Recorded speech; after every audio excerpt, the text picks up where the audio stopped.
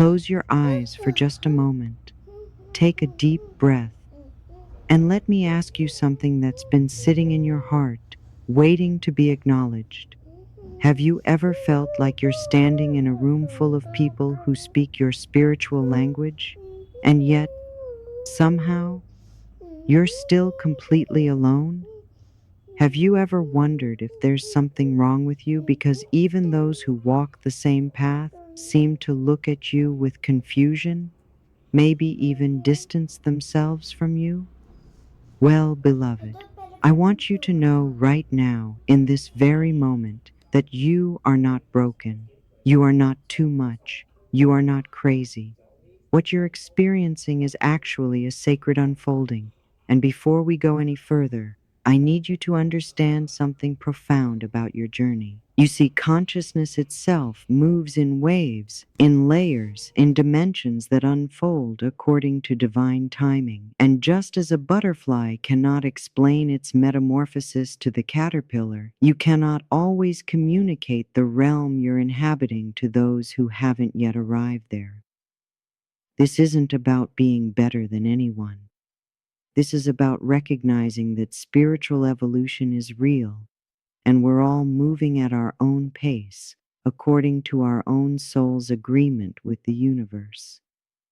But when you've said yes to rapid transformation, when you've opened yourself to profound shifts in consciousness, when you've decided that you will hold nothing back from this sacred journey, something begins to happen. The gap between where you are and where others are becomes noticeable. And that noticing, that feeling of being misunderstood even by your spiritual family, that's what we're going to illuminate together today. Now, before we go deeper, I want to pause here and invite you into something important. There's a delicate balance we must maintain, a sacred equilibrium. Because while we're going to explore why you might feel different, why you might be treated differently, I need you to hear this with crystal clarity. This is not an invitation to spiritual ego. This is not permission to look down on anyone or to judge another's journey. The very moment we think we're more evolved than someone else, we've actually taken a giant step backward. True spiritual maturity is recognizing that we're all exactly where we need to be, even when that's uncomfortable to witness. Grace is what allows any of us to grow, not our own efforts alone. So as we walk through this together, hold your heart in humility. Let compassion be your companion, because everyone you meet is fighting a battle you know nothing about, and everyone is doing the absolute best they can with the consciousness they currently possess. And here's something else you need to know right now. Something that might actually free you from trying too hard to be spiritual. Don't be weird for the sake of being weird. I'm going to be direct with you about this because I've seen it happen so many times. Some people discover spiritual practices, discover higher consciousness, discover their divine nature, and then they become performatively strange. They adopt behaviors that have nothing to do with genuine spiritual growth and everything to do with wanting to appear enlightened. They disconnect from basic human warmth. They speak in voices that aren't their own. They create distance not because the Spirit is calling them to set boundaries, but because they think being spiritual means being separate from humanity. That's not spiritual evolution, beloved. That's spiritual theater. Yes, you will naturally become different as you evolve. Yes, the world may call you strange because you no longer resonate with unconscious living, but there's a profound difference between authentic transformation and constructed weirdness. So let's be clear. We're talking about genuine shifts in your being, not personality performances designed to signal your spirituality to others. Now, let's talk about what actually does make you different, what actually does set you apart in ways that even your spiritual family might not fully understand. One of the most significant shifts that happens when you commit fully to your awakening is that you develop what I call an instant alignment practice. The moment you notice something in your life that's out of harmony with your highest truth, you adjust it immediately. You don't let it sit there, growing roots, becoming comfortable, turning into a pattern you'll have to dig out later.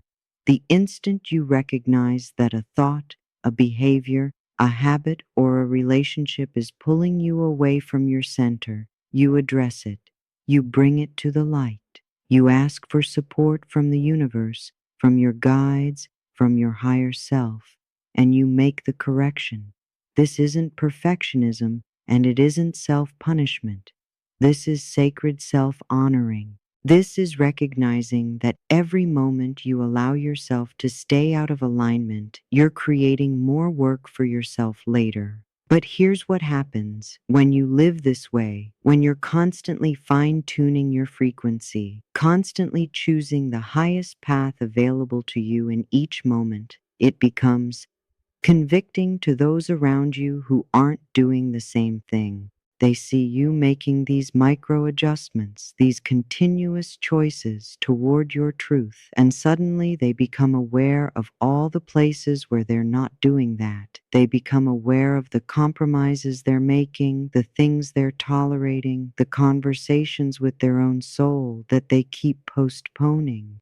And instead of that awareness inspiring them to also begin making those adjustments, sometimes it just makes them uncomfortable. Sometimes it makes them label you as too religious or too intense or too focused on being perfect. But you're not trying to be perfect. You're simply refusing to abandon yourself.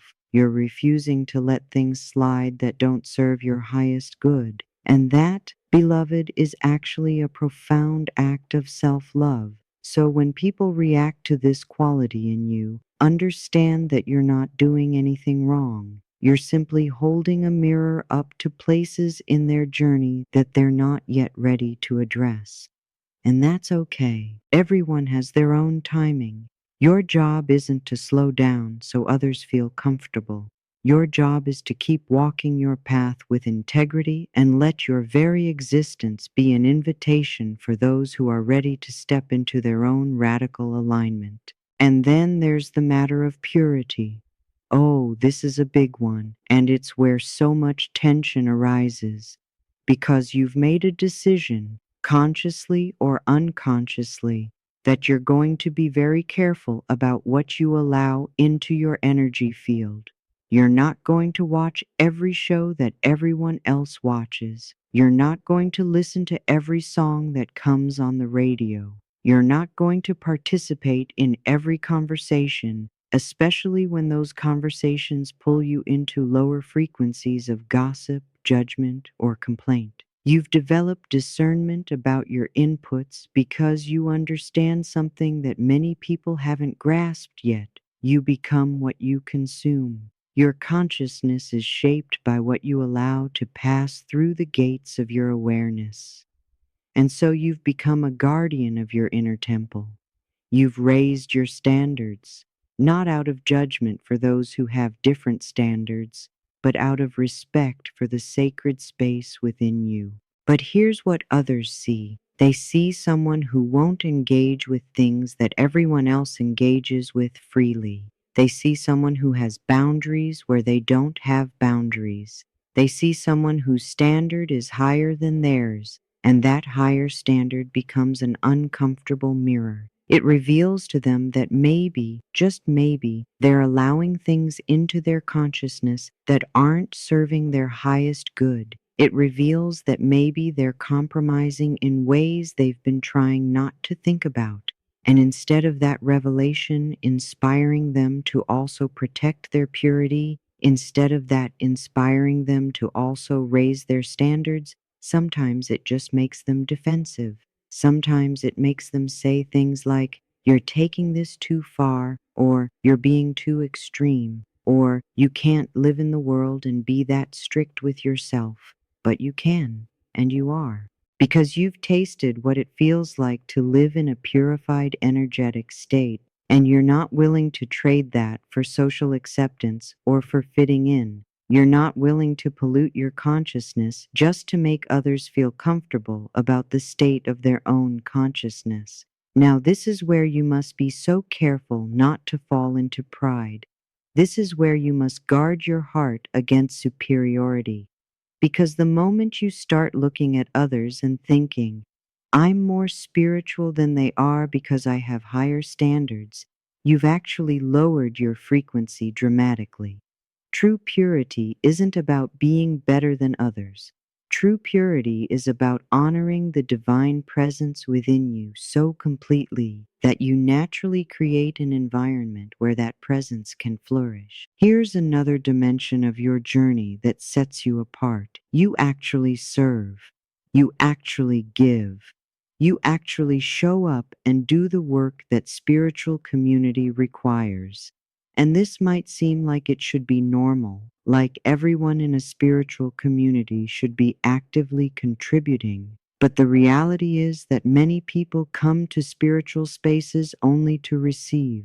They come to be fed, to be encouraged, to be uplifted, and that's beautiful. We all need that. But when it's time to actually help, when it's time to actually contribute energy and time and effort, suddenly many people are nowhere to be found. You, on the other hand, you're part of that smaller group who actually serves. You're part of that remnant who understands that spiritual community isn't a consumer experience. It's a living ecosystem where everyone's contribution matters. And so you show up, you help, you give your time, you offer your energy. And guess what happens? People start questioning it. They start asking if you're doing too much, if you're trying too hard, if you're taking it too far. They suggest that maybe you should let someone else help, even though no one else is volunteering. And what's really happening beneath those questions is that your service is making their lack of service glaringly obvious. Your willingness to show up is highlighting their unwillingness to show up. Your contribution is revealing their comfort with consumption. And that discomfort, that cognitive dissonance, often gets projected onto you as criticism rather than being received as an invitation for them to also step into service. But perhaps one of the most misunderstood aspects of your journey is your intentionality about relationships. You've come to understand something that many people resist understanding. Not everyone can have the same level of access to your energy. Not everyone can be in your inner circle. Not everyone can have deep, close, intimate access to your consciousness and your space. And so you've become selective, not in a snobbish way, not in an elitist way, but in a protective way. You understand that your spiritual growth depends on the environments you create and the company you keep. You understand that you can love someone from a distance. You can pray for someone, send them blessings, hold compassionate thoughts for them, and still not make them a close companion on your journey. Because some people, through no fault of their own, through no malice or ill intent, simply carry frequencies that would pull you off your path if you allowed too much proximity. They're still working through patterns you've already transcended. They're still engaging in habits you've already released. They're still having conversations you've already moved beyond. And if you were to keep them in that inner circle, you would either start reverting to old patterns to accommodate them, or you would exhaust yourself trying to constantly uplift them while they resist being uplifted. Neither of those outcomes serves you or them. So you create boundaries. You love people, but you do it from an appropriate distance. And oh, beloved, does this trigger people? They accuse you of thinking you're too good for them. They say you've become proud, become arrogant, become judgmental. They suggest that if you were really spiritual, you would make time for everyone equally. But that's not wisdom. That's not sustainable. That's actually a recipe for spiritual burnout and regression. The truth is that stewardship of your energy and your time is one of the most important spiritual practices you can develop. And being intentional about who has close access to you isn't mean. It isn't cold. It isn't unspiritual. It's actually deeply spiritual because it recognizes that your ability to be of service in this world depends on you maintaining the frequency and the clarity that you've worked so hard to cultivate. So when people are offended by your boundaries, when they feel rejected by your intentionality, you cannot apologize for it. You cannot let guilt or shame or manipulation pull you back into arrangements that would compromise your spiritual well-being. You must stay anchored in your knowing that protecting your inner space is not only your right, it's your responsibility. And here's something beautiful that happens when you live this way. When you make all these choices that set you apart, you develop this profound gratitude for the presence of the divine. You become someone who is satisfied in consciousness itself. You become someone who has tasted something so rich, so fulfilling, so complete in the spiritual realm that the material world loses some of its grip on you. Now you still live here. You still have a body. You still participate in the material world. But there's a part of you that's always connected to something beyond this realm, something eternal, something infinite. And you've learned to access that presence, to rest in that presence, to draw from that presence. And it satisfies you in ways that shopping can't satisfy you, that entertainment can't satisfy you, that achievement can't satisfy you. You've found the source of true contentment, and it's not in anything external. It's in that connection, in that awareness, in that presence. But to others, especially to those who are still primarily focused on material pursuits and earthly validations, this quality in you can seem strange. They might interpret your contentment as lack of ambition. They might interpret your satisfaction in the spiritual as disconnection from reality. They might not understand why you're not scrambling for the next accomplishment, why you're not stressed about keeping up with everyone else, why you seem to have this peace that doesn't make logical sense given your circumstances. And the truth is, they can't understand it because they haven't tasted it yet. They haven't discovered that place of rest in the presence of the divine. They haven't learned to source their joy and their peace from the eternal rather than from the temporary. So they look at you like you're a little bit strange, a little bit out of touch, maybe even a little bit concerning, but you're not any of those things. You're just living from a different dimension of consciousness. You're living with one foot in heaven and one foot on earth. And that's not strange. That's actually the most natural way for a spiritually awakened being to exist in this world. So what do you do with all of this? What do you do when you recognize that yes, you are different. Yes, you are being treated differently. Yes, you are being misunderstood even by those who should understand you. First, you stop apologizing for who you've become. You stop shrinking yourself to make others comfortable. You stop dimming your light so that others don't feel bad about the state of their own light. You recognize that your evolution, your transformation, your growth is not something to be ashamed of or to hide or to downplay. It's something to honor, to celebrate, to continue nurturing. Second, you release the need for everyone to understand you. You make peace with the reality that some people simply cannot meet you where you are, and that's okay. It doesn't mean they're bad people. It doesn't mean you're a bad person. It just means you're in different places on the journey, and that's allowed. Not everyone is meant to walk closely with you. Not everyone is meant to understand your path. And trying to force that understanding, trying to convince people of your legitimacy is an exhausting waste of your precious energy. Third, you let your life be the message. Instead of defending yourself, instead of explaining yourself, instead of trying to justify your choices, You simply live so fully, so authentically, so radiantly in your truth that others can't help but notice the fruit it produces. Let them see the peace in your countenance. Let them feel the presence you carry. Let them witness the joy that bubbles up from your connection to Source.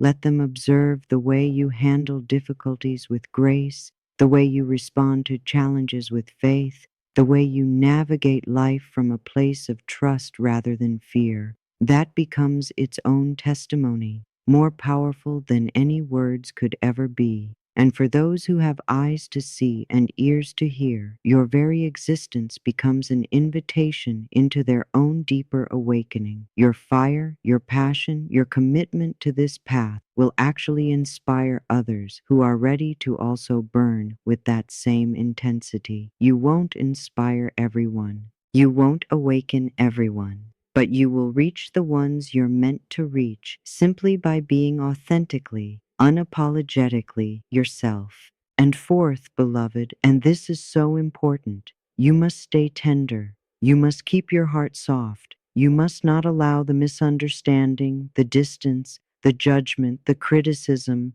to make you hard or bitter or closed. Because the moment you become defensive, the moment you start seeing others as enemies or obstacles, you've lost the very essence of what makes your journey beautiful. Your path isn't about becoming superior to others. Your path is about becoming so surrendered to divine love that you emanate that love to everyone you encounter, regardless of whether they understand you or not. So when you feel hurt by the way someone treats you, when you feel lonely because others don't seem to get you, don't let that pain turn into resentment. Let it turn into compassion. Let it deepen your understanding that everyone is struggling with something. Everyone is doing the best they can with the consciousness they have.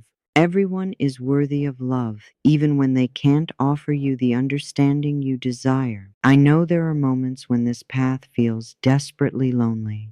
I know there are times when you look around and wonder if anyone really sees you, if anyone really gets it, if you'll ever find your tribe in this lifetime. And I want to tell you something true. Those moments of loneliness are actually sacred portals. They're invitations to go even deeper into your relationship with the divine. They're opportunities to discover that you are never actually alone because you carry the presence of the infinite within you. Every single person who has ever walked a pioneering spiritual path has felt this loneliness. Every mystic, every sage, every awakened being has had moments of feeling like they're the only one who can see what they see, feel what they feel, know what they know. It's part of the journey. It's part of the initiation. And it doesn't mean you're doing something wrong. It means you're doing something incredibly right. It means you're not willing to settle for surface level spirituality. It means you're not content to just play at awakening while keeping one foot in unconscious living. It means you've gone all in, and that comes with a particular kind of aloneness that is actually sacred.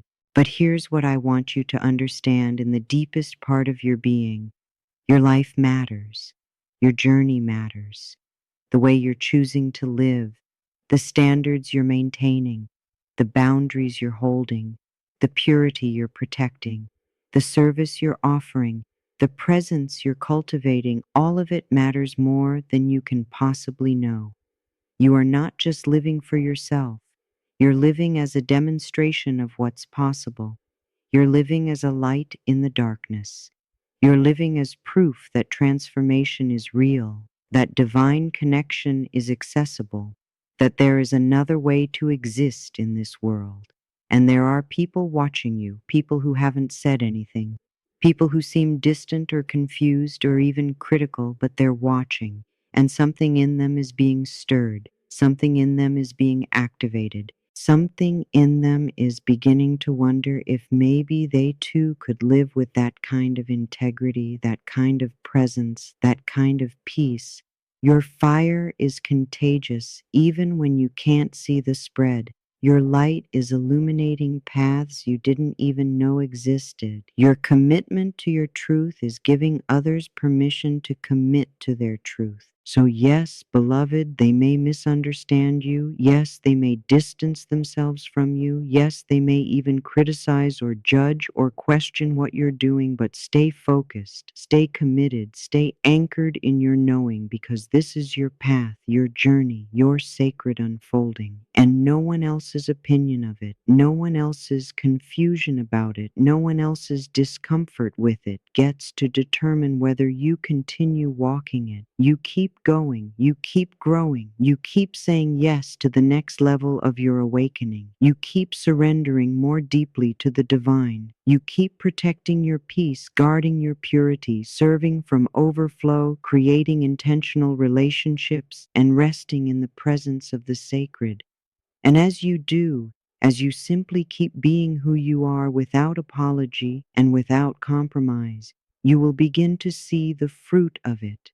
You will begin to encounter those who do understand, who do resonate, who do recognize what you carry. You will begin to attract your true spiritual family, the ones who can meet you where you are, the ones who can walk beside you at this pace, the ones who won't ask you to dim your light, but will celebrate it and reflect it back to you. And most importantly, you will experience such a deep, unshakable knowing of your own worth, your own value, your own rightness in the universe, that it won't matter quite as much whether anyone else understands, because you'll understand, and the divine within you will understand, and that will be enough. That will be more than enough. So take a deep breath right now. Put your hand on your heart and speak this truth into your own being. I am not too much. I am not too weird. I am not too intense. I am exactly who I'm meant to be, exactly where I'm meant to be, exactly how I'm meant to be. My journey is valid, my growth is real, my path is holy, and I don't need anyone's permission or approval to continue walking it. I release the need to be understood by everyone. I release the weight of other people's judgments. I embrace who I am becoming. I honor where I've been, and I trust where I'm going. May you walk your path with courage, with grace, with unwavering commitment to your truth. May you feel the presence of the divine surrounding you, supporting you, celebrating you every step of the way. And may you know deep in your bones that you are never, ever alone. You are held, you are seen, you are loved beyond measure, and your light is exactly what this world needs. So let it shine, let it burn, let it spread, without apology, without hesitation, without compromise. This is your time. This is your moment. This is your sacred yes to all that you came here to be. And so it is.